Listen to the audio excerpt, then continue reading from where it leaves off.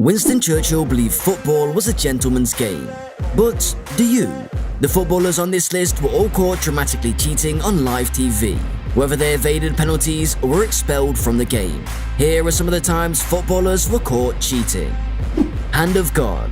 Diego Maradona not only scored the finest goal in World Cup history, but also the most controversial, and both happened in the same game in Mexico in 1986. The Argentine was allowed to make his country proud. As he was only 5'4", he knew he couldn't outjump England's Peter Shilton and get his head on the ball, so he used his fist instead. England was furious, but neither the referee nor the linesman noticed it. Diego stated the goal was scored with the head of Maradona and the hand of God. Luis Suarez vs Ghana 2010. In the 2010 FIFA World Cup quarter-finals, Uruguayan footballer Luis Suarez illegally prevented a certain goal by Ghanaian Dominic Adiyaya with his hand. Despite Suarez's red card, Uruguay survived and defeated Ghana on penalties. During the press conference, the striker stated that he did it with the hand of God, which became commonly known as Hand of God 2.0. Rivaldo's acting outrage. In a group stage match against Turkey in 2002, Rivaldo was having a great game with 2 goals, 2 assists, and a bit of acting worthy of an Oscar. Rivaldo was waiting for the ball back so he could take a corner, but when Hakan Unsal kicked it at him a little harder than normal, he saw the opportunity to create history. It hit him and he fell on the ground, grabbing his face and rolling round on the floor. The linesman was standing right next to him. Rivaldo's acting was so superb that the official fell for it. After the match, FIFA began an inquiry, and Rivaldo was fined $7,350, but he avoided suspension and played in Brazil's following match against China. David Luiz said penalty with only a smile. In the spring of 2013, Chelsea attempted to hold on to a 1-0 lead against Manchester United in the final minutes of a Premier League match at Old Trafford.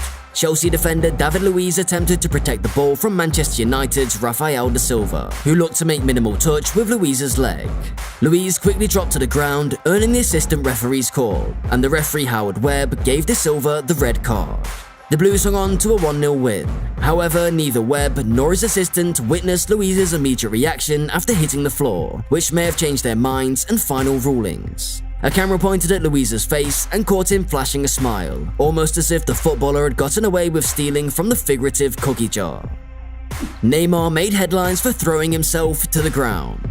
One of the most creative and dazzling strikers of all time, Brazilian playmaker Neymar should be highly appreciated, if not revered.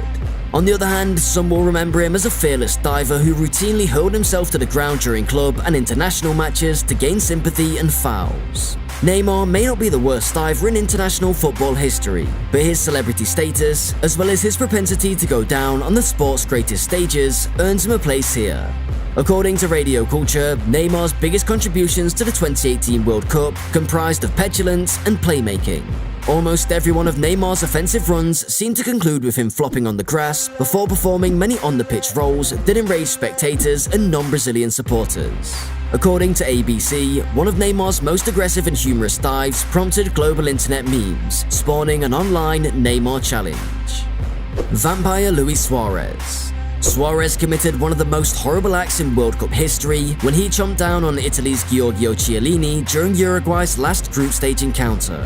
That behavior was revolting enough, but Suarez followed it up by dropping to the ground as if he'd been smacked in the mouth. The referee missed what the cameras did not, and FIFA suspended Suarez for the remainder of the tournament and 4 months. He did not return to Uruguay until March 2016. Before that, there were 2 games where Suarez had bitten players. While playing at Ajax in Holland in 2010, he was suspended for 7 games for biting PSV Eindhoven's Otman Bakal on the shoulder, and while playing for Liverpool in 2013, he was suspended for 10 games for biting Chelsea's Ivanovic on the arm. The manager forgets he's not a player. Most managers were once footballers themselves, and many miss it, but few make the decision and return to the game like Enrique. Martin missed being a player so much that he couldn't watch the game on the sidelines. In 1999, his Leganes squad was 1-0 up over Badajoz. Leganes had thrown too many guys forward, and Badajoz was launching a rapid counter-attack with one of their players dashing down the right wing, and Leganes were outnumbered in the midfield. Martin couldn't stay still, so he channeled his inner Paolo Maldini and tackled the winger rushing into him. In fairness, Martin made a terrific tackle, getting the ball off the ground and beneath the player. but he still received a 10-game suspension. The Butcher of Bilbao.